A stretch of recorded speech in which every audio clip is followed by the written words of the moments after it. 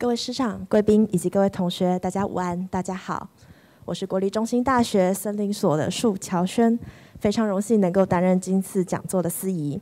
今天的讲座呢，我们非常荣幸能够邀请到了美国宾州州立大学生物化学以及分子生物学系的杰出教授，暨跨学院植物学研究生学程主席，同时呢，他也是我们的台湾中央研究院的高德辉高院士来莅临本校。演讲的主题为 Lifelong Pursuit of the Mystery of How Flowering Plants Use Self-Incompatibility to Prevent Inbreeding, a Petunia Story。相信能够借由这次难得的机会，让在座的各位收获满满。同时呢，在讲座开始之前呢，我们也先各位介绍今天莅临讲座的贵宾，请各位介绍到的贵宾向大家挥挥手，也请在座的同学们给予热情的掌声。首先就是我们今天的主角，也是我们今天的主讲人高德辉高院士。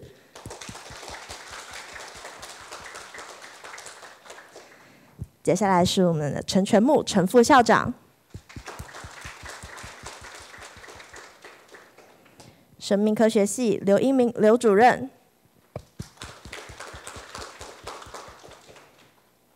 分生所赖建成赖所长。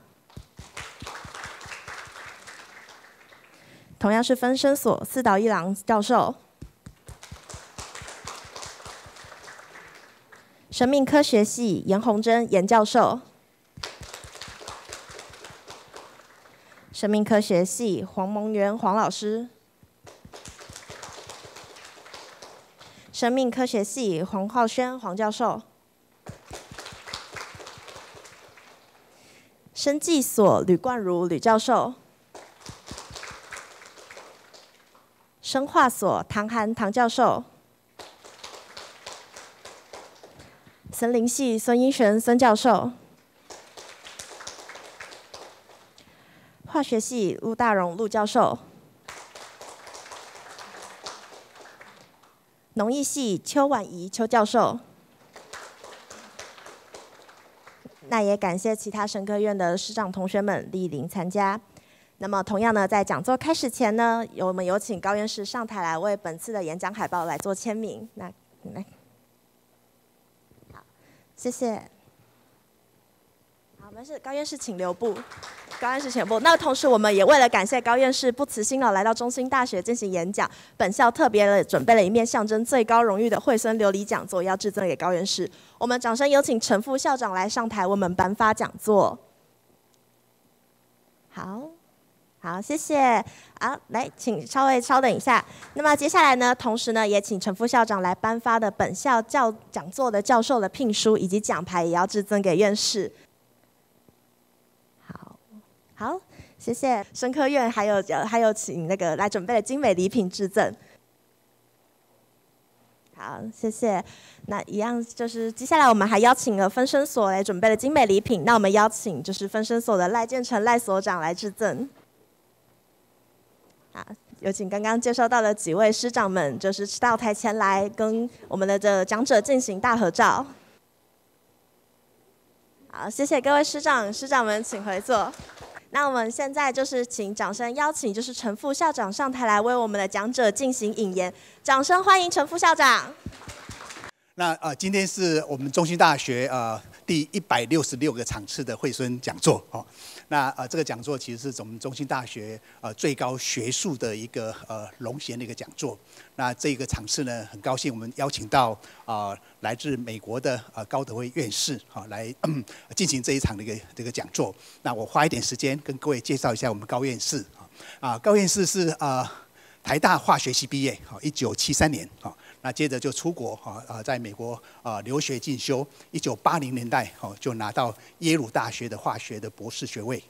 那他专修的一个专长是物理生物化学，所以他在这个物化这一块领域是有相当高的一个这个成就。那拿到博士之后呢，他就先到一家美国的罗氏分生研究所待了1年的一个博后，那接着就到 Cornell 到康奈尔做了几年的博士后研究以及之后的一个research fellow。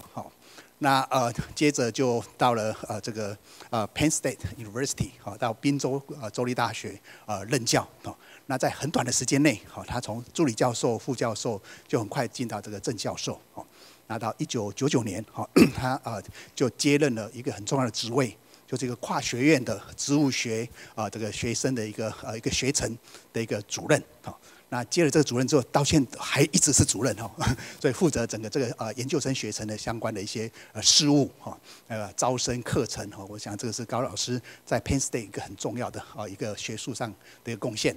那潘老师其实他除了自己本身研究相当杰出之外，他花了很多时间在做一些学术服务相关的一些一些事务在他的履历里面可以看到他过去这几年review 了两三百篇的 paper 对这个国际上很有名的一些期刊几乎他都协助在做这个 review 的工作，从 Cell Nature Science PNAS PNAS 这个Plant Cell 跟Nature Communication 这些他都是花了很多的心力在做这样的一个学术的一个服务工作。那当然他也担任过一些很重要期刊的主编那个 Plant Reproduction Plant and Cell Physiology 这些都是在植物领域里面相当有名的一个期刊那我跟高院士其实有很多的渊源他在这个COVID-19 之前其实也常来我们院在分身所帮忙开一门这个很热门的植物分子生物学的一个课程吸引了很多的这些研究生来听课那就算 COVID-19 这几年，其实也都用线上的方式来帮我授课所以对我们院在这个植物分针这一块的一个这个研究生的一个课程来讲，是一个很重要的很大的一个贡献。那值得一提的就是，他每次来这个帮忙授课之外，高院士还很热心的会跟学生做一些交流互动那有一年我们就把他拉到我们院办跟学生想要留学的学生一起做一个这个 discussion round table discussion。那其中我有一个我的学生叫常红听了高院士的建议之后，他很快就申请到那个 BU 到 Boston 去进修那从我们原本的生科的领域就跨到跟这个就是生技管理方面的一个领域，那表现相当好。那2年之后，他就被 EU 被选为是这个 International Student Ambassador， 就是国际生的一个大使。那回来再来帮忙宣传他回来的时候特别跟我讲说，要很感谢高院士当年就是因为他的引导让他有机会有这个机会，然后走出他自己一个他觉得很有这个意义的一条路那高院士他的学术专长其实在这几年得到相当多的一些学术荣誉的一个肯定刚才讲除了一些学术服务的这些事情之外其实高院士在2014年拿到美国这个科学促进会的一个院士AAS 的 Fellow那同一年也拿到我们中央研究院的院士第30届的院士这是10年前的事情了那这10多年来高院士其实对台湾学术界的贡献很多，他每年固定都会回来参与中研院的这个植物与微生物研究所的一个学术资源会他一个 advisor board那当了10多年的这个 board 的一个 chair 在这个主导这个整个学术咨询相关的工作。那今年度他也刚好在这个时间回来，那我们真的很开心有这个机会邀请到这个高院士来到我们学校来做这一场的一个惠蓀讲座那高院士大家熟知的是，他对这个开发植物的一些就是一些分子机制的一个调控跟他遗传学的一个调控是相当的这个权威那在透过他的研究呢，可以对这些开发植物怎么去透过他的一个一些这种自交或杂交的一个遗传性状的一个调整呢，去增加这些 crop 这些作物的一些产量我想这个对未来整个这个全球这些粮食要能够这个可以符合这些这个全球人口在这个大量的一个增加的一个状态下的一个粮食的需求这个是从高院士的研究上面其可以得到很实质的产业的一个贡献。那我们是不是就把这个时间交给我们高院士用热烈掌声欢迎高院士来。Well, thank you so much, Chen Fu Xiaozang, for the very kind introduction. I'm deeply honored to be named Chair Professor of National Zhongxin University, and also to be invited to give a very distinguished Huishen lecture, 讲座 lecture. So I have, as Chen Fu Xiaozang just mentioned, I have been involved in many different academic activities at National Zhongxin University. This is actually my third visit to your university in recent years. The previous two times were on September 12th, 2018, and September 11, 2019. And in the 4 semesters from 2020 to 2023, I also gave virtual guest lectures in the course. It's called Current Topics in Plant Molecular Genetics, offered by the Institute of Molecular Biology. So I'm really happy to have this opportunity to share my research with you, with faculty and students. And I really enjoyed my previous visit, and I'm also very much enjoying the visit, even though it's a very, very short visit this time. And thank you so much for the Liuli. That's an amazing gift. I will definitely cherish that for a long, long time. Okay, so my lab at Penn State has been using Petunia as a model system to study self-incompatibility since I joined the Department of Biochemistry and Molecular Biology in August 1986. So when I first started to establish my independent research career on this biological system, I never expected that the system would be so complicated and so full of surprises. So this complexity has allowed me to devote my entire independent research career to the same biological system, and also given me the opportunity to dig deeper and deeper into the mechanism of this very fascinating reproductive strategy that flowering plants evolved millions of years ago. And so in today's lecture, I would like to share with you my long journey in pursuit of this nature's mystery, a fascinating reproductive strategy. And because of time limitations, I won't be able to tell you everything that we have done over the past almost 40 years, and I will only discuss some of the major contributions my lab has made to self-incompatibility research. So before I tell you what self-incompatibility is all about, let me first show you the structure of a typical bisexual flower. And it's also called a perfect flower or a complete flower. And most flowering plants produce this type of flower,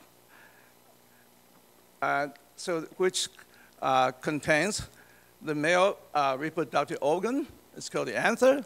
That's where pollen is produced. And the female reproductive organ, which consists of stigma, style, and the ovary. So that you can see the male reproductive organ and the female reproductive organ are located in very, very close to each other. So this arrangement will make it very easy for flowering plant to self-fertilize. Right? And so let me tell you what happened if the pollen produced by the same flower is accepted by the pistil. Right? So when pollen is accepted by the pistil, it first germinates. Sorry. Okay, go back.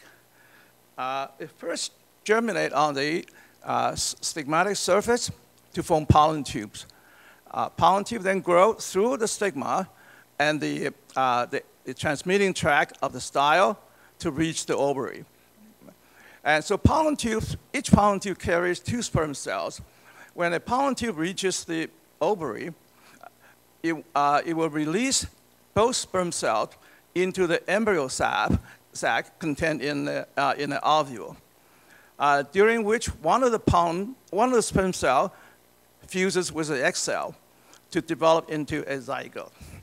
So self-fertilization leads to inbreeding, which negatively affects fitness in progeny and reduces genetic diversity in the species.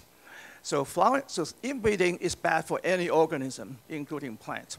So flowering plants have evolved a variety of strategies to prevent inbreeding and promote outcrossing. And one such strategy is self-incompatibility, which allows pistils, the female reproductive organ, to distinguish between cell pollen and non-cell pollen. Cell pollen is rejected to prevent inbreeding, whereas non-cell pollen is accepted for fertilization to promote outcrossing. So self-incompatibility was first, so selfing will not will not result in fertilization. So Charles Darwin was the first one to well document self-incompatibility. He published a monograph in 1876 to describe his observation that flowering plants hate self-fertilization and came up with strategies or means to prevent self-fertilization to ensure cross-fertilization. Since then, self-incompatibility has been found in more than 100 flowering plant families, about 40% of the flowering plant species. And today, 3 different mechanisms have been identified from the study of only a small number of plants, family, that possess self-incompatibility. Among them, the most common type is the Solanaceae type self-incompatibility. And so today, 6 families have been found to possess this type of self-incompatibility. And like there's 3 of them here, Solanaceae, Rosaceae, and Plantagenaceae. So when I was finished up my postdoctoral research at Cornell, I decided to use Petunia inflata as a model system to study this type of self-incompatibility. So because of my training in chemistry and biochemistry, I was most interested in the mechanism for how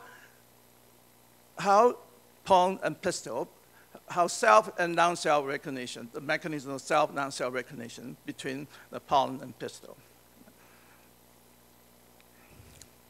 So Petunia inflata turned out to be an excellent system for studying this type of self-incompatibility. So let me tell you a little bit about Petunia inflata. It is a wild species of the genus Petunia. And it's one of the parental species used in the creation of garden Petunia, which is called Petunia hybrida. And the genetic basis of self-incompatibility was established in the mid-20th century. As I say, this turned out to be an excellent species for studying this type of self-incompatibility. And there's some of the features here. First, it can be transformed with agrobacterium. Next, it flowers all year round in greenhouses. And it can be vegetatively propagated via cutting. And it can be bud-selfed to overcome self-incompatibility to produce plant homozygotes for any S haplotype. And I'll talk to you more about this feature later. And it produces a decent-sized flower, making genetic process and biochemical study easier. So let me now tell you about the genetic basis of self-incompatibility. It is controlled by a highly polymorphic genetic locus. It's called the S locus. And the variants of the S locus are referred to as S haplotypes. And they are designated S1, S2, S3, etc. And for Petunia, more than 30 haplotypes have been reported in the literature. And there are most likely more haplotypes that had not been identified. Matching of the S haplotype carried by pollen and one of the two S haplotypes carried by the pistil result in rejection of pollen tube by the pistil. So we can use a fluorescent dye, it's called aniline blue, to stain pollen tubes inside the pistil. So here you have a diploid S1, S2 plant. It produces S1 pollen or S2 pollen. And both S1 and S2 pollen are recognized by the S1, S2 pistil as cell pollen. So their tube growth is arrested in the upper segment of the style. Right? Now, when S3 pollen lands on the surface of on the pistil of this S1, S2 plant, it could be carried by bee or could be carried by wind. This S3 pollen will be accepted by the S1, S2 pistil to result in S1, S3, and S2, S3 progeny. So this is the genetic basis of cell incompatibility. So on the right, you see a cross-compatible pollination. So you see most of the pollen tubes have grown from the stigma all the way to the ovary. So these are our pollen tubes. On the left, you see the outcome of cell incompatible pollination. For example, S1 pollen tried to grow in a S1, S2 pistil, but their pollen tube would be stopped in the upper segment of the style.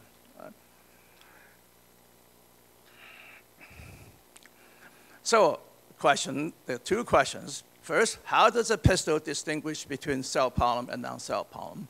In other words, what is the molecular basis of cell non-cell discrimination?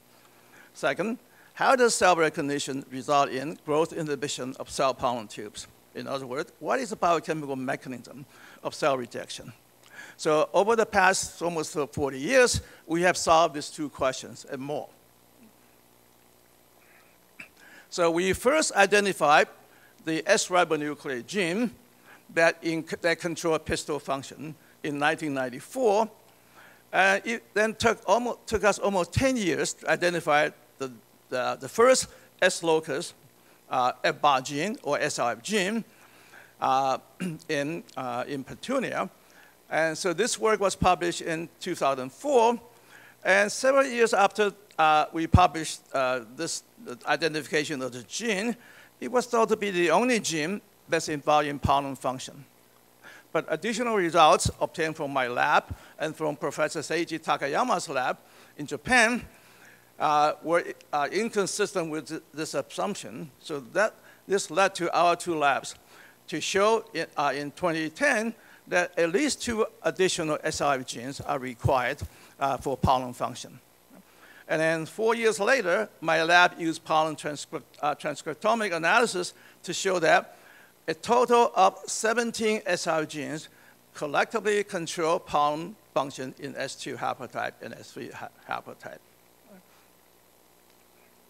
So because there are multiple genes located at the S locus, the term haplotypes is used to refer to variants of the S locus. And the term alleles is used to refer to variants of a polymorphic gene at the S locus. So let me briefly tell you how we identified the S-ribonuclease. So that I jumped ahead of myself. So, for example, the S loci of S2 haplotype and S3 haplotype contain a single S-ribonuclease gene and 17 SRF genes, and they are named SRF1 to SRF17. So the S-ribonuclease gene of S2 haplotype is designated S2 ribonuclease, which is allergic to S3 ribonuclease in S3 haplotype. And the SRF1 gene of S2 haplotype is designated S2 SRF1, which is allergic to S3 SR1 in S3 haplotype. All right. So now I'm going to briefly tell you how we identified the S-ribonuclease gene. So we first searched for pistil-specific proteins that show S-allele-specific differences in molecular weight and or isoelectric point. The rationale is very simple. Allelic variants of the pistil protein involved in cell-non-cell recognition must be divergent in sequence in order for them to serve as recognition molecules. And we are very fortunate that the S-ribonuclease is very abundant in the pistil. So it was actually pretty easy to identify. And then we then use both gain of function and loss of function experiment to show that S-ribonuclease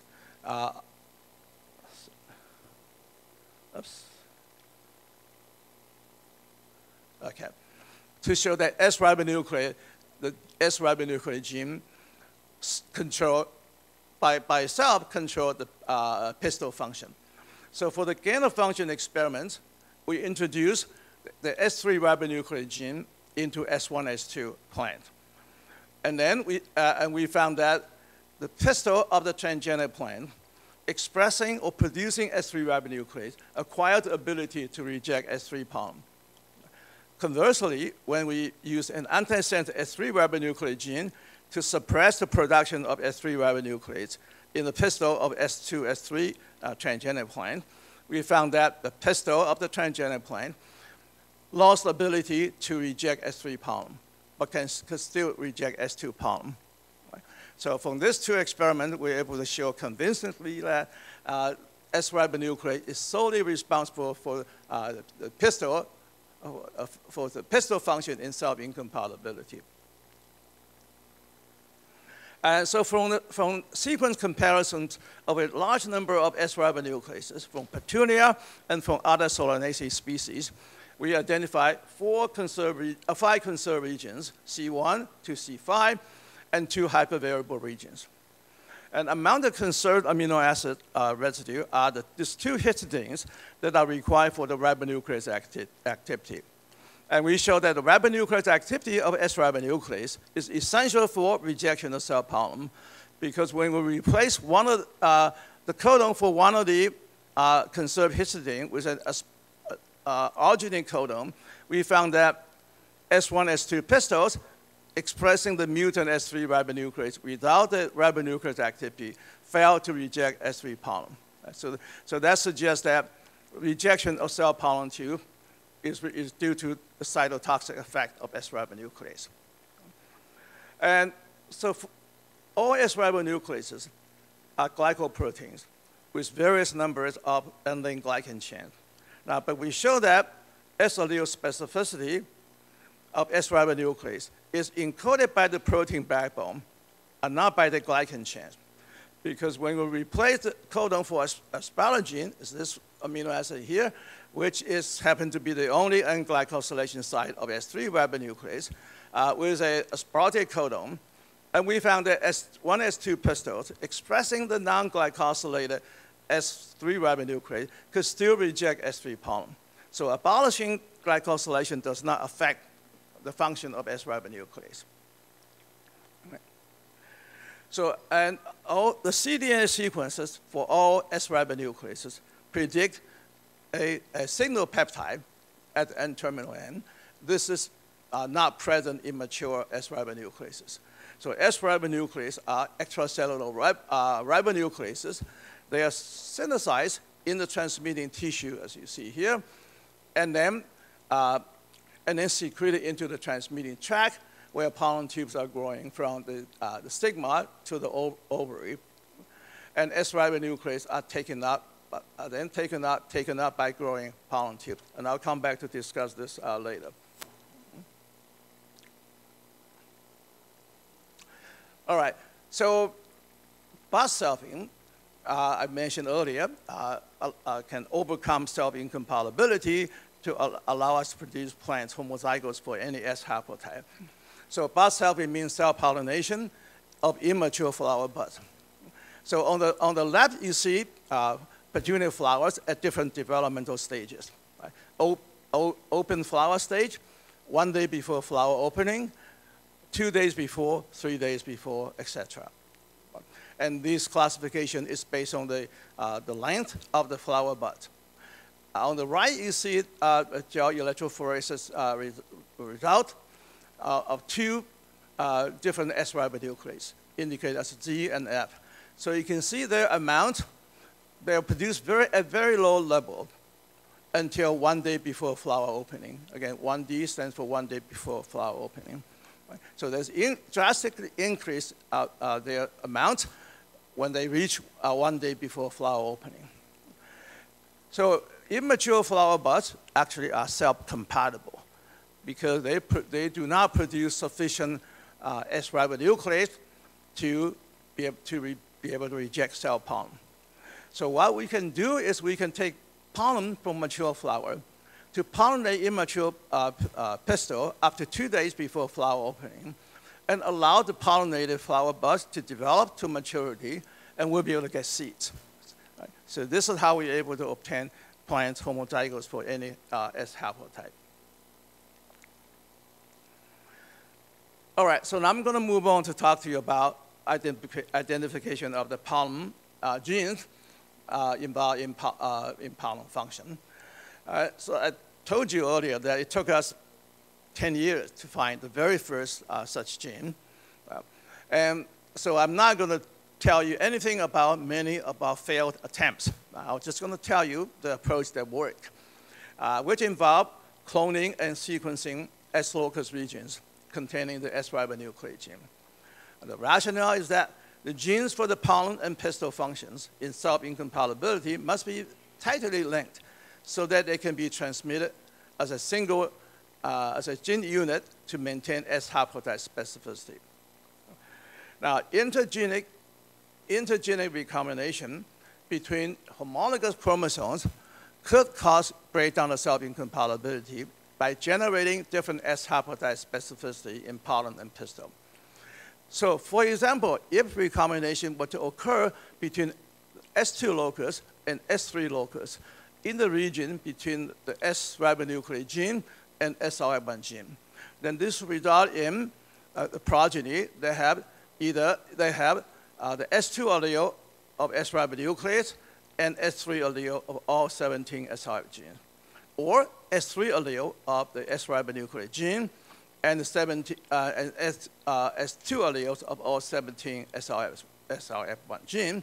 So this will result in breakdown of self-incompatibility.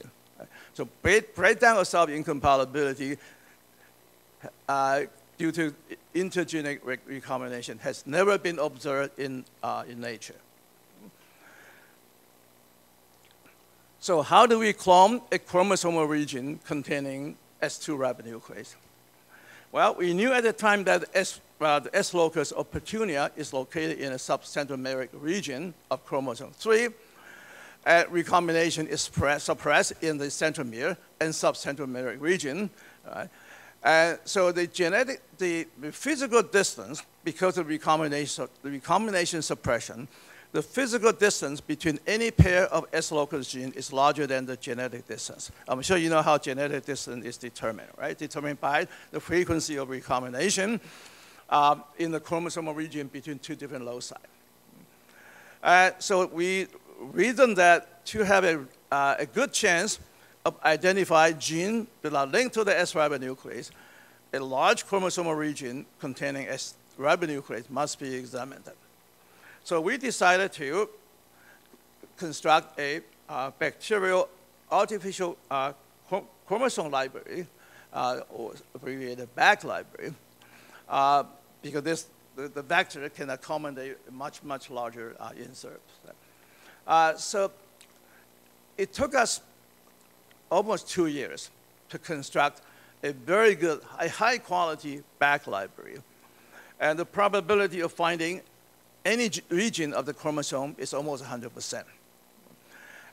So we use this library, we screen this library, first using S2 ribonuclease as probe, right, to fish out these two overlapping BAC clones. Then we use chromosome walking to extend this contact to 881 kb. And I should tell you that chromosome walking in this region is extremely difficult because this region is rich in repeated sequences. Again, it's because it's it's in a subcentromeric region. It's highly enriched with repeated sequences. But we succeeded in constructing this big contact, and so this was in the early 2000s. Right? There was no next generation sequencing, so we decided to sequence the 328 kb region using the old-fashioned Sanger sequencing. And we got the results, able to assemble the breeds. And we analyzed this 328 kb sequence, and we found that the only protein coding gene, other than the S-ribonucleotide gene, is a gene that encodes an FBAR protein. Right? It's good. And it's located about 161 kb downstream from the S2 ribonucleotide gene. It's specifically expressed in immature and mature pollen and pollen tubes. And it's the reduced amino acid sequence containing an FBAR domain, motif at the end terminus. Right? So this is a good candidate, right? Because it's expressed in pollen. That's what you would expect. And it's linked to the S2 ribonucleotide gene. But how did we actually show that this gene is indeed involved in pollen function? So we took advantage of a phenomenon that's called competitive interaction, which was first discovered by two plant biologists back in the 1940s. And they were studying Petunia. So they made a very surprising and interesting finding. They found that when a diploid self-incompatible plant was converted to a tetraploid plant, it became self-compatible. And they further show that this is because this diploid pollen carrying two different haplotypes somehow failed to be rejected by the pistil. And we had no idea what the biochemical basis for competitive interaction is. But we reasoned that maybe this was due to the presence of two different alleles of a gene involving pollen function. So we decided to design a strategy to assess the function of SR1 in the pollen function. Right? So we introduced this S2-SR1 gene into S1-S1 plant, S2-S3 plant, and S1-S2 plant. Right? So we predicted that if SR1 gene is indeed involved in pollen function, then expressing S2-SR1 in S1 pollen should cause the S1 transgenic plant to be rejected by the S1-S1 pistil. Because the S1 transgenic pollen will carry two different alleles of SR1, the endogenous S1 allele and the introduced S2 allele. By the same token, expressing S2-SR1 in S3 pollen should lead to the failure of this S3 transgenic pollen to be rejected by compatible incompatible pistil. Right? Again, because this S3 transgenic pollen will carry two different alleles of SR1, the endogenous S3 allele and the S2 allele from the transgene. So we carry out the experiment, and the results were exactly what we predicted. Right? For example, as I show here, this particular transgenic plant became self-compatible, and all the progeny carry the transgene. Right? And here, again, the only pollen that was accepted by the pistil is this S3 pollen, transgenic pollen that expressed S2-SR1. Right? And we also predicted that S2 pollen carrying S2-SR1 should remain self-incompatible because it carries two copies of the same allele of SR1, the endogenous S2 allele and the S2 allele from the transgene. I hope you're able to follow this rationale. Right? So this is how we were able to show that SR1 is indeed involved in pollen function, entirely based on the phenomenon, competitive interaction phenomenon. All right, so now we know that SR1 is not the only gene involved in pollen function. There are 16 additional ones, so altogether 17. Right? And that's true for both S2 locus and S3 locus. So for the sake of simplicity, I've arranged the 17 SR gene in numerical order. But so far we only know the distance between S2, SR1 and and S2 ribonuclease. We have no idea what the relative location of the other SRF genes and the S ribonuclease. But they're all tightly linked to the S locus. And each SRF gene shows allelic sequence polymorphism, and each one is specifically expressed in pollen and pollen tubes.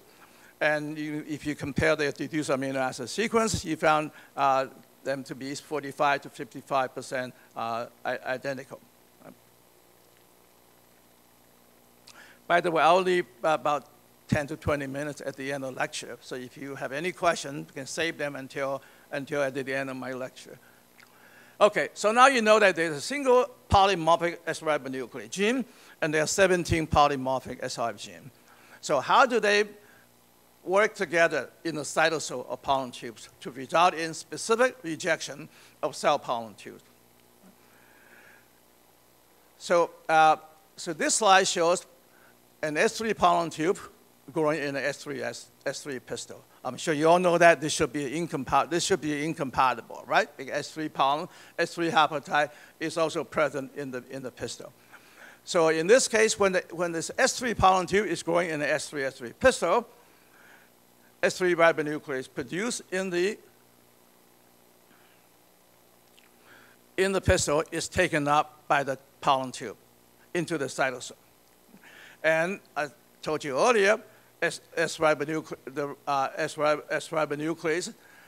ribonuclease activity of S ribonuclease is necessary for cell pollen inhibition. So once S3 ribonuclease is taken up into the cytosol, it uses its ribonuclease activity to degrade pollen tube RNA, and they will result in gross inhibition of S3 pollen tube. So that's easy to understand. What about in the case of, so the S ribonuclease act as a cytotoxin to inhibit cell pollen tube growth? What about in the case of cross-compatible pollination? For example, when an S2 pollen tube is growing in an S3 pistil, I'm sure you all know that this should be compatible, right? Because S2 haplotype is not present in the pistil. Again, S3 ribonuclease is taken up. We still don't know what the mechanism for the uptake is. So, and then, however, we know S2 pollen is accepted by S3 pistil. So how does a pollen tube escape the cytotoxic effect of non-cell S ribonucleases? Well, the fact that above proteins are involved in pollen function gave us a clue because about its biochemical mechanism. Because a conventional above protein is a component of an SCF complex involved in ubiquitin-mediated protein degradation by the 26S proteasome. This complex also contains colon 1, SCIP1, and RBX1, as shown here. So an SCF complex contains a colon 1, SCIP1, RBX1, and an above protein. So, they, along with E1, which is ubiquitin activating enzyme, and E2, which is ubiquitin conjugating enzyme, catalyzes the transfer of polyubiquitin chain to specific substrates recognized by the above protein component. And the tag proteins are then degraded by the 26S proteasome. So we decided to examine whether SRF proteins are also assembled into SCF complexes. So we used co-IP and mass spec to show that all 17 SRF proteins of S2 haplotype and S3 haplotype are assembled into similar SCF complexes, right? Which also contain by the PI stands for Petunia inflatum. SHK1, which is a SCIP1-like protein, as shown here, and a colon 1, which we have named COL1P, and an RBX1. So both PISSK1 and COL1P are pollen-specific, but the RBX1 is not. It's expressed in multiple tissues, and it's a conventional ring finger protein. Right? So as you can see, 3 of the 4 components of the SLF-containing SCF complex are pollen-specific.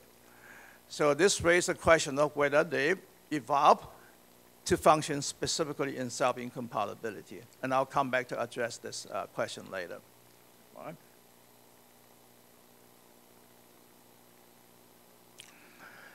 Okay, so we have shown that the substrate of SLF containing SCF complexes are indeed S-ribonucleases. So there are many lines of evidence suggest that this is the case, and I'll just show you 2 lines of evidence. First, we used pollen tube extract to develop an in vitro ubiquitination assay and an in vitro protein degradation assay. And we show that S-ribonucleases are ubiquitinated and degraded by the 26S proteasome in pollen tube extract. And Professor Seiji Takayama's lab in Japan used co-IP to show that an SLF protein interacts with a subset of its non-self S-ribonucleases, but does not interact with its S-ribonuclease. So my lab and Professor Takayama's lab developed a model. It's called collaborative non-self recognition model to explain how SLF proteins and S-ribonuclease function in self-incompatibility. So I'll go over this model with you. So the model predicts that for a given S haplotype, each SLF protein interacts with a subset of its non-self S-ribonucleases to mediate their ubiquitination and subsequent degradation. For example, this slide shows the S2 pollen tube growing in a S3, S5 pistil. As I told you, S2 pollen tube produces 17 SLF proteins. So for the sake of simplicity, I only include 3 of them here, SI1, 4, and 17. So when this S2 pollen tube is growing in a S3, S5 pistil, both S3 ribonuclease and S5 ribonuclease are taken up. So when S3 ribonuclease is taken up into the cytosol of S2 pollen tube, S2 pollen tube uses SLF1 to interact with S3 ribonuclease to mediate its ubiquitination and degradation. So when S5 ribonuclease is taken up, S2 pollen tube uses SLF4 to interact with S5 ribonuclease to mediate its ubiquitination and degradation. So that's why S2 pollen tube is compatible with an S3, S5 pistil. It's able to use different SLF proteins to detoxify both S-ribonucleases. So all SLF proteins are required to collectively interact with an entire suite of their non-self S-ribonucleases to detoxify them, thereby allowing compatible pollination. Now I told you that in Petunia, more than 30 haplotypes have been identified, been reported. So let's assume that there are 30 S haplotypes.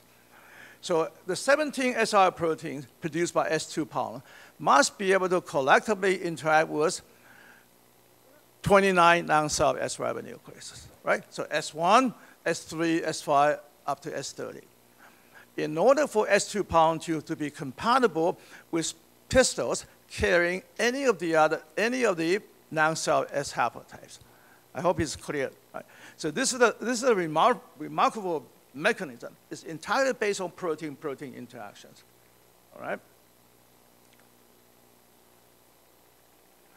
So the model also predicts that for a given S haplotype, none of the SLF proteins can interact with the self S-ribonuclease. So now you're looking at S2 pollen tube growing in a S2 pistil. So you should know that this should be incompatible, right? So so in this case, S2 ribonuclease is taken up into the cytosol of the S2 pollen tube. But none of the 17 SLF proteins produced by S2 pollen tube can interact with their self S-ribonuclease, S2 ribonuclease, thus allowing S2 ribonuclease to use its ribonuclease activity to degrade pollen tube RNA. That's why this pollination is incompatible. Right?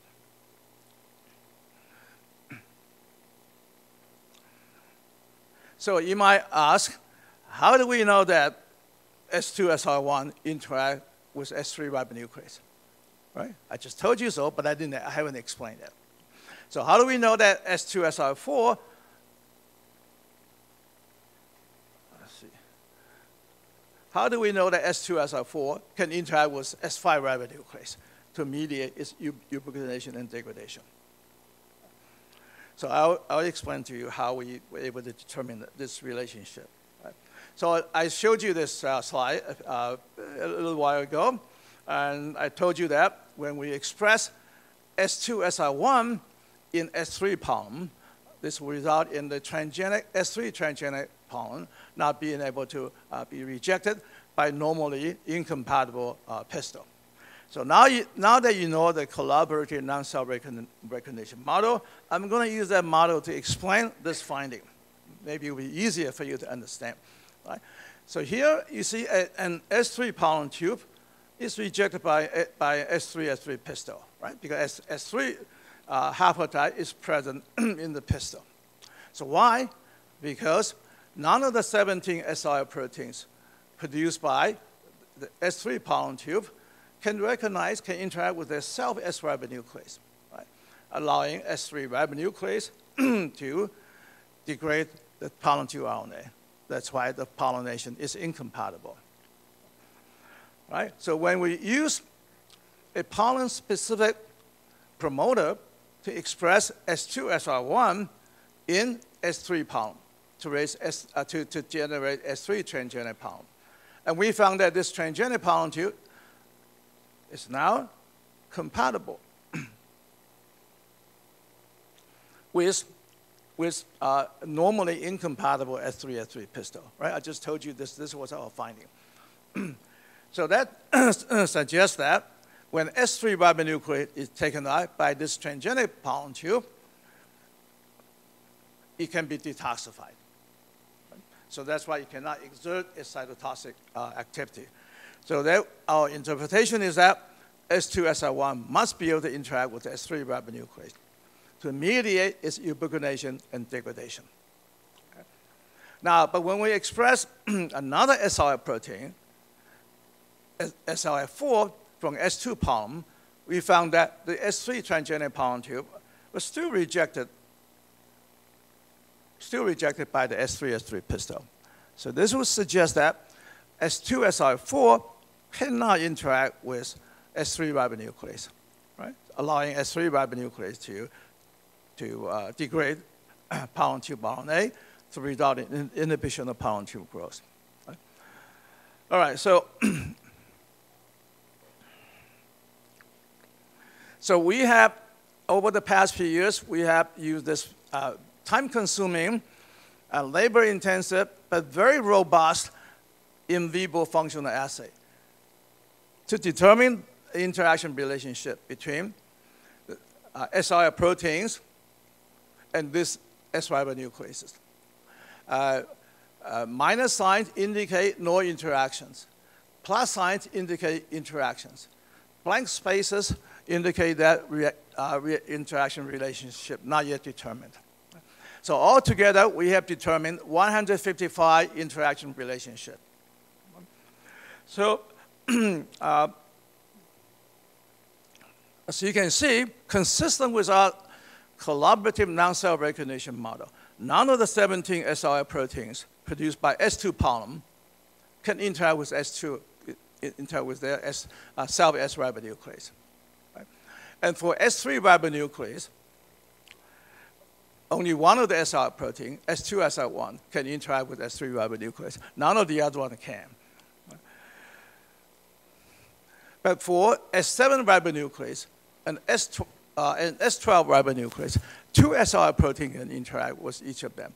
Right? So for S7, you can see, in addition to S2SR1, SR2 can also interact with S7 ribonuclease, and for S12, SR5 can also interact with S12 ribonuclease. So there's a fail-safe strategy to ensure that if mutation knock out the function of S2SR1, the pollen can still use SR2 to detoxify S7 ribonuclease and use SRF5 to detoxify S12 ribonuclease. Oh, okay, thank you. All right. All right, so all this interaction relationship were established by a genetic approach, right? Based on this competitive interaction. So the question is, so we have to verify the relationship determined genetically. So we decided to use CRISPR-Cas9 to knock out S2SR1. And we made the following predictions. In the absence of S2SR1, the S2 polymer should be rejected by S3 carrying pistol because none of the other 16 SR protein can interact with the 3 ribonuclease. Right? And we also predicted that in the absence of S2SR1, S2 polymer can still detoxify these 5 S ribonucleases, S5, S6A, S11, S16, and S22, because S2 polymer uses some other SRI proteins to detoxify this S ribonucleases, right? And we also predicted that in the absence of S2SR1, S2 polymer can still detoxify S7 ribonuclease and S12 ribonuclease because they have they can use SRF2 to detoxify S7 and use SRF5 to detoxify S12. So we carry out the experiment, so it's actually not trivial to specifically knock out S2SR1 in S2S3 background. Because in this background, there is S3 allele of SR1, and the two alleles share about 90% amino acid nucleotide sequence identity. Right? And there are also S2 and S3 allele of 16 additional SRI proteins. But we are able to design a guide RNA that will allow us to specifically knock out the S2SR1 without affecting any other SRI genes. And so we identified 2 frameshift mutations, one with a 1 base deletion, and the other one with a 1 base insertion. I'm not going to talk about the in-frame alleles. And so we then use Bas-Selfing to obtain progeny plants. And so you can, there's 4 progeny plants that we analyzed. You can see these 2 are homozygous for the 1 base deletion, and these 2 are homozygous for the 1 base addition.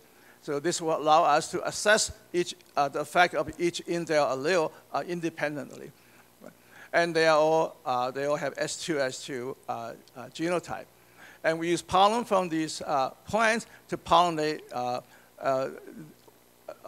these wild type as haplotypes. Right?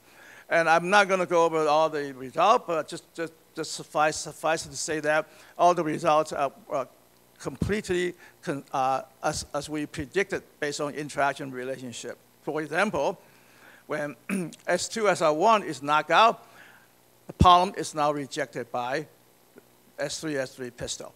Right? It normally should be compatible, but not rejected.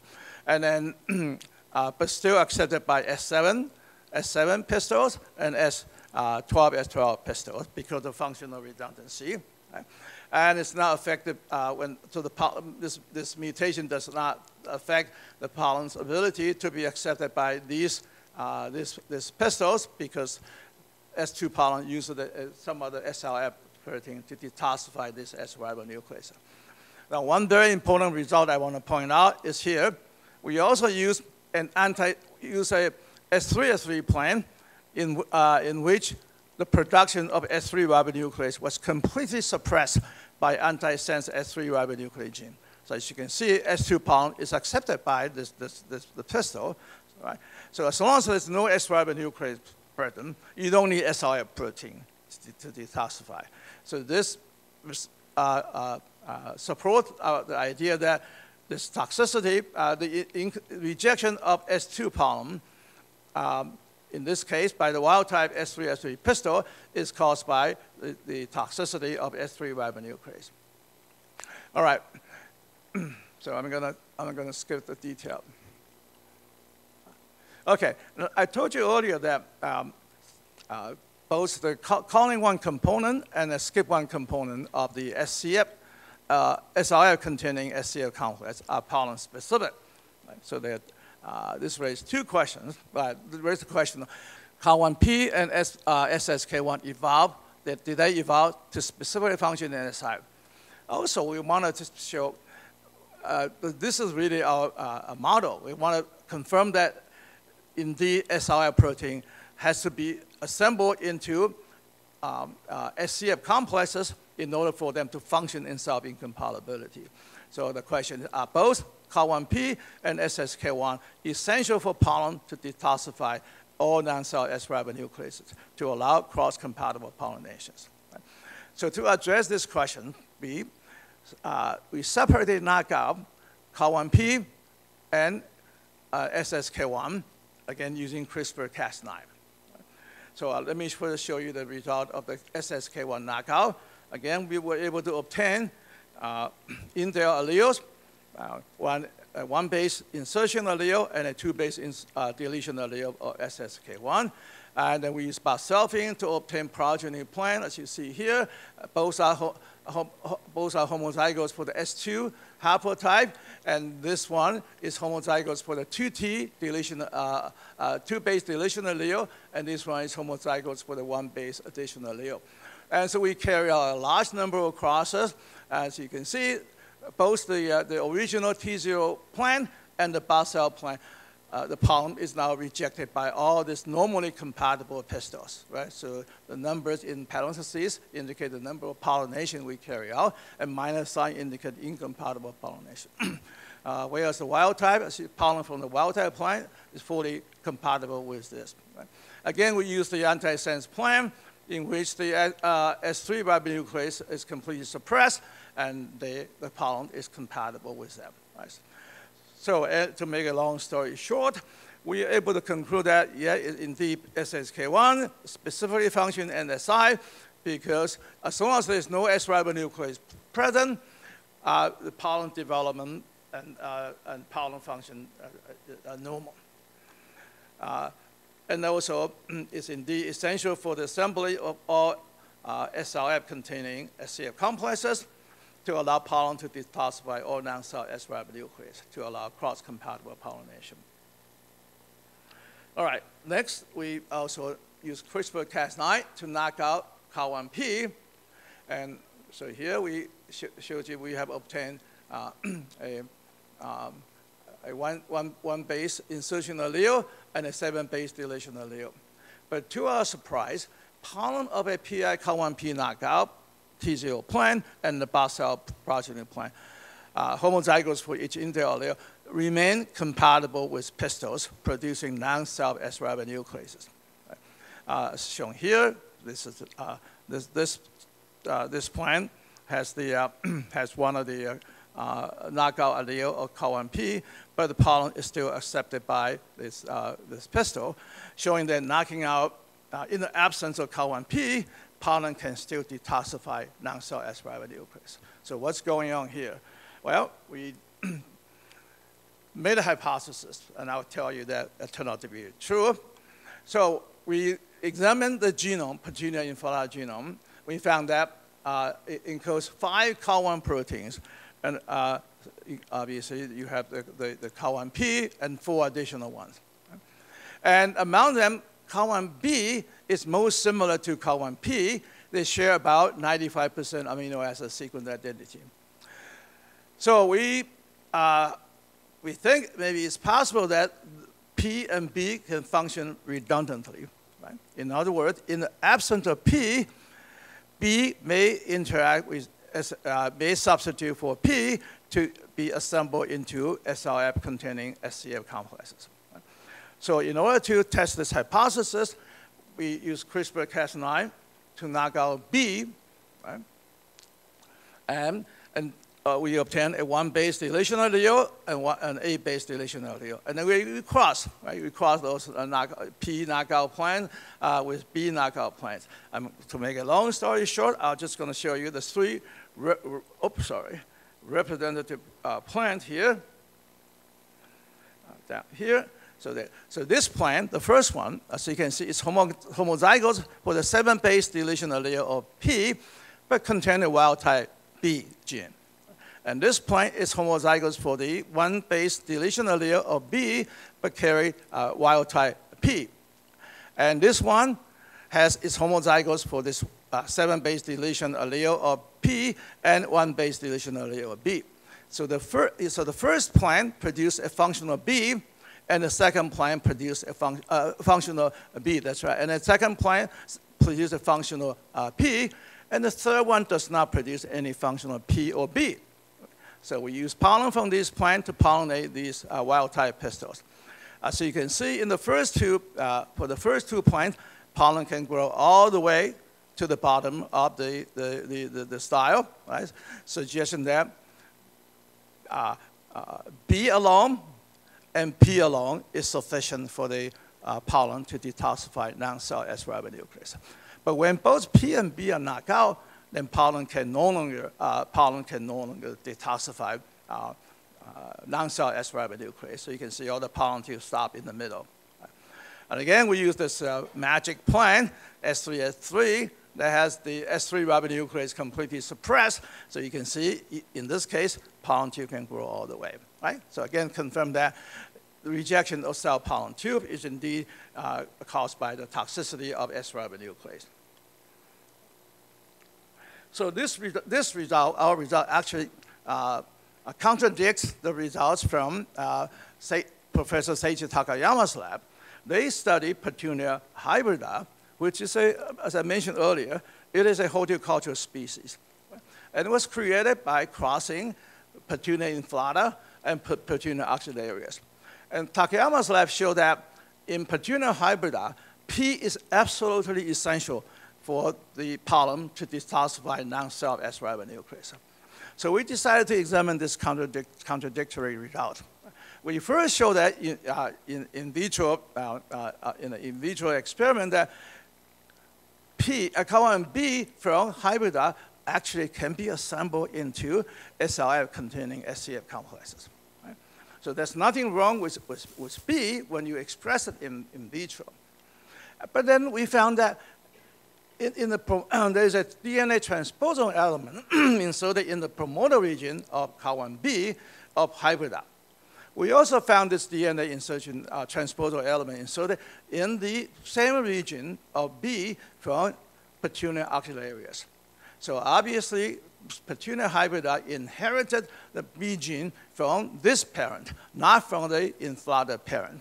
Right? So in inflata, there's a functional redundancy between P and B, but in axillarius and hybrida, B is the only one that's involved. Right? P can, because of this insertion, B, the transcript level of B was very, very low. The plant cannot produce enough B. So we then look at the evolutionary history of this colon gene. As I told you that in inflata, there's a functional redundancy, P and B. Right? And in hybrida, this functional redundancy is lost, and only P. And we look at Plantagenaceae and Rosaceae. They also possess the same type of self-incompatibility system. And they also, so we found that these colon P of hybrida and these two colon genes share a common evolutionary origin, suggesting that the involvement of the SCF complexes in this type of self-incompatibility evolved very early on. There's an ancient origin of this type of self-incompatibility. All right? And so when I started working on this type of self-incompatibility almost 40 years ago, there was virtually nothing was known about the mechanism. And since we started almost 40 years ago, many other labs embarked on the molecular and biochemical studies of this type of self-incompatibility in other families. So today, we know there's 6 different families. In the 6 different families possess this type of self-incompatibility. Of course, the best studied one is our Solanaceae, right here. But Plantagenaceae and Antirrhinum, Rubiaceae, this is coffee. Right? Cactaceae, cactus. Rhodaceae, the fruit tree family. Rutaceae, the citrus family. Altogether, 6 families have not been shown to possess this type of self-incompatibility. So we think this type of mechanism is very likely to be the first mechanism, self-incompatibility mechanism, to have been adopted by flowering plants during their evolution. So it is a mystery why the common ancestor of these families, diverging family, decided to adopt this type of self-incompatibility system to prevent inbreeding and promote outcasting. And how did they ever evolve such a sophisticated mechanism involving so many genes, right, to prevent inbreeding? So I think it's very satisfying for me to see that many other labs have jumped in, and now that we know a lot about the evolution of this type of self-incompatibility. Well, despite the huge progress that has been made over the past 40 years, there's still many open questions that we don't know the answer to. And I'll just list some of them here. First, what structural features of SRF and S-ribonuclease are responsible for specific interactions between a particular type of SRF and certain non-cell S-ribonuclease? Now, I told you that SRF, for S2 pollen, SRF1 is the only SRF that can interact with the S3 ribonuclease. None of the other 16 can. So another question is why? Right? So what specific amino acid determine allele specificity of a particular type of SRF? We've done some work on this, but I don't have time to tell you. We think there are only a few amino acids involved. When the system was first established millions of years ago, there was most likely a single SR gene. There's no way they could evolve multiple SR genes at the same time. There's only one. Right? But as more and more S haplotypes evolved, a single SRF did not have the capacity to interact with increasing numbers of allele variants of S ribonuclease. So the questions are, what is the mechanism for the generation of multiple SR genes? Right? We have some hint, but I don't have time to tell you. How do multiple SR genes co-evolve with a single S ribonuclease gene to allow non-self interaction, but avoid self interactions in order to maintain this type of SI for millions of years since its establishment? Right? So in order for self-incompatibility system to work, you not only have to reject cell pollen, but also have to allow non-cell pollination to work. Right? Otherwise, the species will die out. So, and every time a new SR gene evolves, it must have to ensure that it can interact with all non-cell S ribonucleases in the population, but not with self S ribonuclease. So this is really very difficult to understand. I talked to a very famous evolutionary biologist. When she realized that this is how our system works, she just gave up. There's no way we will be able to figure it out. And that's very true. I think I'll let you go back and think about, based on what I told you today, see whether you can work out a mechanism, a possible mechanism. No, I don't think, well, you may be smarter than I am, and than that famous evolutionary biologist, but it's something for you to think about. Have Petunia and other species that possess S ribonuclease base or Solanaceae type Si evolved such a sophisticated strategy employing a large number of genes for the sole purpose of preventing inbreeding? What do you think the answer is? Yes or no? I think this is the case because inbreeding was so bad. And flowering plants knew that. Somehow they knew inbreeding was bad. So they must evolve the self-incompatibility very early on in order for them to be able to survive, in order for the species to survive. In fact, self-incompatibility was thought to be responsible for the explosive success of angiosperm. Does anyone know how many angiosperm species there are now? Tens of thousands, right? In the beginning, there was only most likely very few, but because of they evolved self-incompatibility to allow diversity, right? To allow genetic diversity, and then leads to a new species.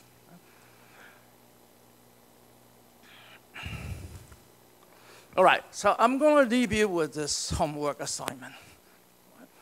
Now that you know our model, collaborative non-self-recognition model, see whether you can explain the biochemical basis for competitive interaction. Now, this is very important. This is how we're able to determine the function of the SR gene, purely based on this very interesting observation made in the 1940s, right, to come up with this mechanism. So, okay, now that you know the collaborative non-self-recognition model, explain the biochemical basis for competitive interaction. That means when a pollen that carry two different haplotypes somehow fail to be rejected by normally incompatible pistil. Right? And in fact, such pollen would be accepted by pistil carrying any S haplotype. So this is the homework assignment. Right? If you can figure out the answer, tell your professor. You get extra point for your next exam. Right? Yeah, so this is really, because this phenomenon was reported in the 1940s. And for a long time, no one knew what the biochemical basis is. And now we have this model, and we can explain. So I think that's very satisfying, right? You're able to, from your research, you're able to explain decades-old mystery. Well, I don't have time to acknowledge each of my former grad students, undergrad students, and postdoc. So because this work obviously was carried out by many of them. Now, I would just point out 3 people who contributed to our recent progress. Lin-Han Sun is a postdoc. He started out doing his PhD work in my lab and continuing now with as a postdoc. And Natalie Babitsky, she did her undergraduate research in my lab almost the entire time of her undergraduate career, was an excellent student. And Ian Lyon, a research assistant. So finally, thank you for your attention. I will be happy to answer any question you may have. 好的，那我们谢谢就是高院士今天精彩的演讲。那高院士请留步。接下来呢，我相信各位都有很多的收获跟心得想要分享。那么接下来呢，就是我们的 Q&A 时间。让我们有请我们的陈副校长上台来为我们有请我们的赖所长上台为我们主持我们 Q&A 的环节。吕冠儒老师，院士你好。Should I ask in English or? Either, yeah. Okay. I understand Chinese. Okay. I answer in English. Okay, so it's better just directly in English. So one question, you have mentioned all the questions that I want to ask at the end of your presentation. So basically, that's the question you're currently working on. And one thing that you didn't mention is that the uptake of this sRNAs. So do you think they actually uptake everything? Have you ever tried to just put this signal peptide to something else and express it in the stigma, and then they will anyway take up, or it's really specific for this sRNA? The sRNAs that can be specifically uptaken by the pollen? Very good question. We don't yet know what mechanism is responsible for the uptake of S-ribonuclease. My suspicion is that basically it's just they make use of any existing transport mechanism. They didn't have to invent new mechanism. Right? So it could be the mechanism that's known to transport proteins into pollen tube. They might be hijacked by the SI system to use to transport S-ribonuclease. Yeah, we actually spend quite a bit of time trying to figure it out, but it's a very difficult question. Yeah, and this is one of the most frequently asked questions. So the answer is no, we don't know. But I don't think the plan had to invent a new transport mechanism. to transport S-ribonuclease. See, they just make use of whatever that's already there. See, ribonuclease is not a unique protein, right? There are many ribonucleases, but somehow they endow S-ribonuclease with specificity as to be used in the SI system. And F-bar proteins, there's so many F-bar proteins. Rhabdoxin has 700 or so F-bar proteins. But these F-bar proteins are different. These SI proteins are not the normal F-bar proteins. So if you do phylogenetic study, you see that they cluster in a specific clade, right? Even though they all have the F-bar domain. But this evolved, yeah, they may have, again, hijacked existing F-bar protein and to endow it with certain function or specificity. Yeah, thank you. 高院士，这个very fascinating work of the dissecting the sRNAs and the F-box protein, the big array of interactions. Yeah.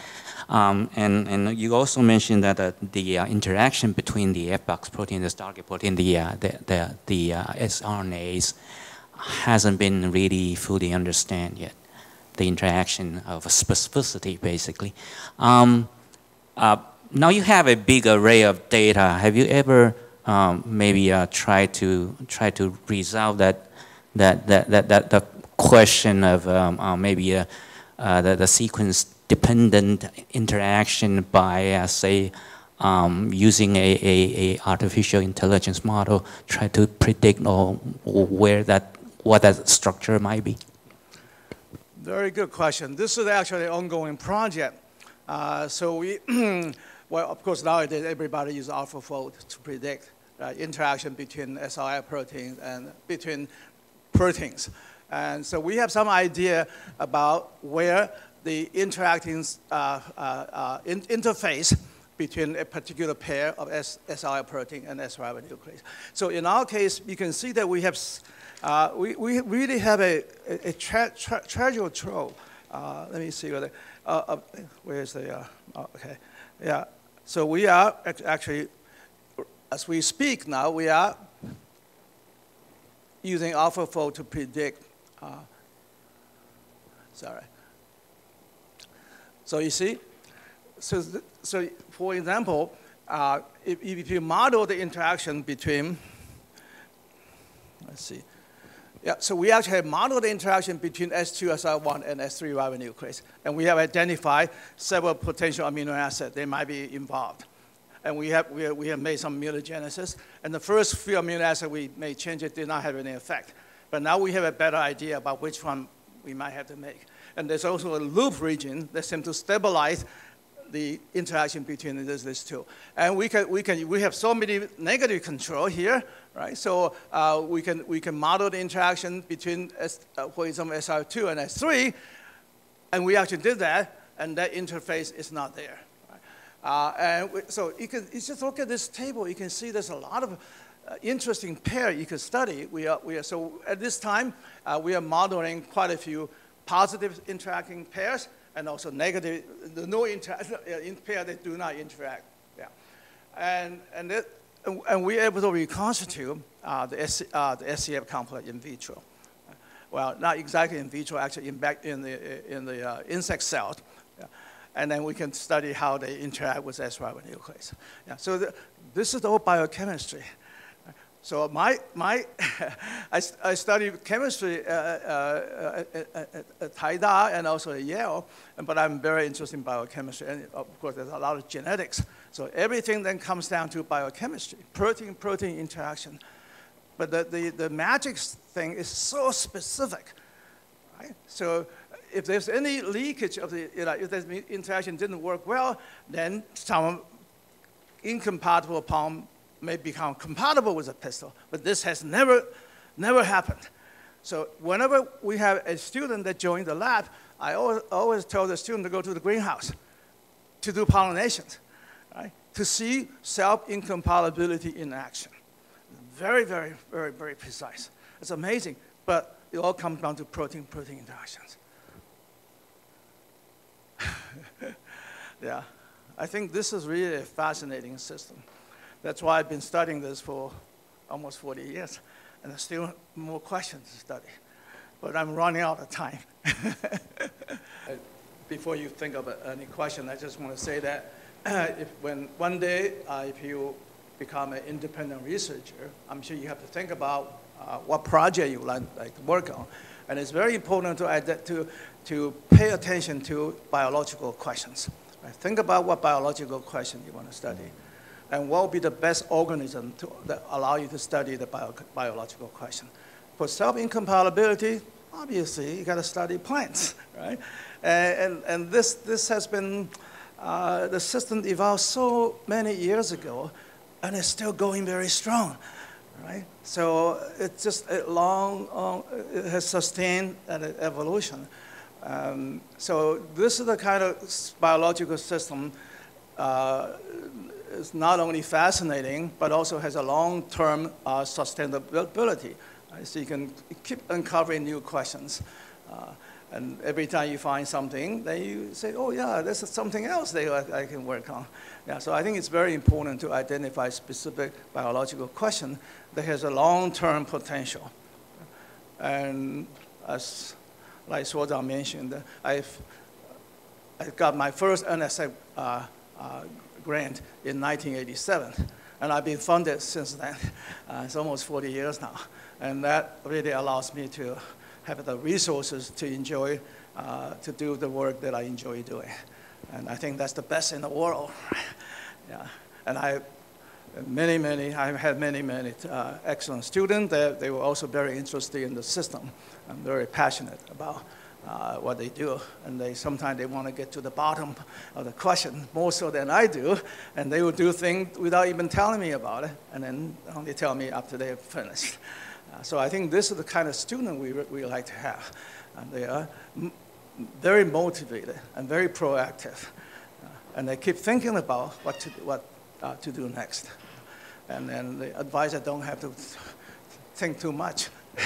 Just trust them. Thank you, Dr. 老师. You're welcome.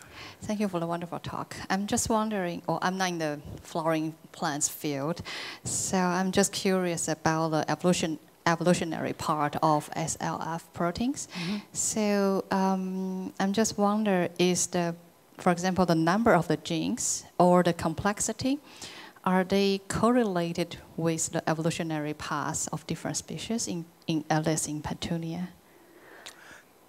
Yeah, good question. Unfortunately, not many species have been studied so extensively. So our lab may be the only one that really put in so much effort to identify all the SRF genes and to study the interaction relationship. Yeah, it's hard work. It's about raising transgenic plants. So it's, as I say, it's time-consuming, labor-intensive, but it's very robust. As I showed, we use CRISPR-Cas9 to confirm the interaction relationship established genetically. Yeah, so I don't know, because I don't know who else might want to continue this type of work in other species. Yeah, and not all self-incompatible species can be transformed. Yeah, so I was very lucky when I decided to choose Petunia inflata. Even though you might think that Solanaceae species should be easy to transform, but then that's not true. We're talking about self-incompatible species. You cannot study self-compatible cultivated species. That can be transformed, of course. Yeah. But very few people will put in the effort to try to work out transformation system for self-incompatible wild species, unless they are specifically interested in self-incompatibility. So if you want to work on self-incompatibility, you have to develop your own resources. So this is why very few labs in the world are studying it. Yeah, no, there are many interesting evolutionary questions. Yeah, one can study, absolutely. Yeah. So I hope I have inspired you to think about the complexity of this system, and not just taking the result at a face value. It is to think deeper. And everything all come back to evolution. So you need to think about, yeah. Thank you. Just one simple question about does the plant species that had self-compatibility if they have male and female flowers? Mm-hmm. Do they still have this character? No. This self-incompatibility really evolved in species that produce bisexual flowers. Yeah, because there are many different ways to prevent inbreeding, right? You mentioned when you have separate flowers, or sometimes male flowers develop later than female flower, or male organ develop later than female organ. So there's also timing. That's another way of preventing self-fertilization. But self-incompatibility is really only found in species that produce bisexual flowers. Yeah. Yeah. Okay, so what time does this evolution diverse occur? Well, mating type evolution is very interesting, right? So there's so many different mating types for a flowering plant. I don't know. I'm not that much into that. I don't know whether the bisexual flower is the first one to evolve, or you may have separate male flower and female flowers on the same plant or on different plants. Yeah, I'm not into that mating type evolution stuff. Yeah, but self-incompatibility is exclusively restricted to flowering plants that produce bisexual flowers. Yeah, so you look at all the families, they're like this there. Yeah. Yeah. And then there are other mechanisms too I didn't discuss. The Brassicaceae family has a different mechanism that involves receptor kinase and a ligand interaction. And then the Poppy family has another type. So even though flowering plant evolved self-incompatibility very early on, but some family, I mean, when I say that our type is the first one to have evolved, but somehow some family lost this type. And they have to come up with a new way to prevent inbreeding. So Brassicaceae family started to have this mechanism way back because their system evolved only 40 million years ago, much, much later than the Solanaceae type. 谢谢院士的演讲，我想要用中文问。没有问题。我记得在你开始演讲的时候，你特别提到就是 S locus 就是单一的 locus， 它不是多个 locus。然后你提到里面的这些RNAs 跟它的 SLF 是 tightly linked。那我就会想知道 S locus 它到底位于染色体的什么位置上面？什么原因造成它的 RNAs 跟它的 SLF 是如此的紧密连接在一起？因为161 kb 算是非常长的物理距离，那为什么在遗传上面他们可以就是这么 tightly linked？ 好，谢谢。Very good question. So plants are very smart. So they knew that the closer the locus is to the centromere, the less likely that recombination will occur. Right? So for our system, they just somehow put all the genes in this region where recombination is suppressed. So any gene that gets into the region will be stuck forever. Yeah? So that will prevent recombination. So allow flowering plant to maintain each plant to maintain a unique S haplotype. Yeah. So yeah, and we actually have sequenced the S locus region of Petunia inflata. We have sequenced about 3.4 megabases. We use the back library I discussed, and then use each SRI gene to screen the library, and none of the regions overlap. Right? So we did not find any contact that contained more than one SRI gene. So this region is vast. We have no idea how big this region is.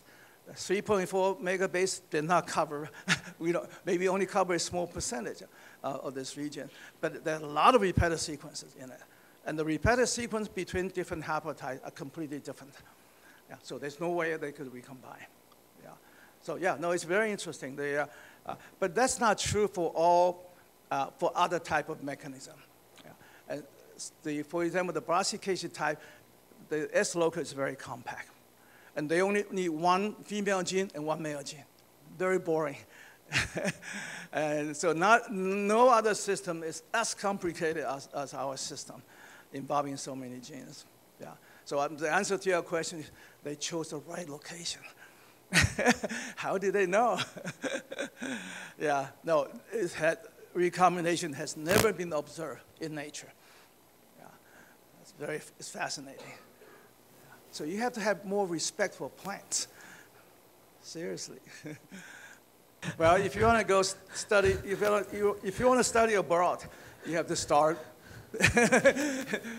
Get ready for start to get ready for being more aggressive, I guess. Maybe that's not the right word. Yeah. In the U.S. system, if you don't ask questions, then the professor would think that you don't care. You don't care about what they are teaching. Yeah. They wouldn't think that you're shy. They would think that you don't care. Yeah. Or not interested in what the professor is teaching. OK， 那院士待会还会在我们生科院分生所这边。如果现在不好意思哈，待会还可以都来找我们讨论问题哈。那今天呢非常高兴哦哈，高院士呢带来非常 amazing 的很精彩哈的一个他毕生的一个功利的研究哈。那我们收获也很多哈。那让我们再次以掌声哈感谢院士的分享。Thank you. Yeah.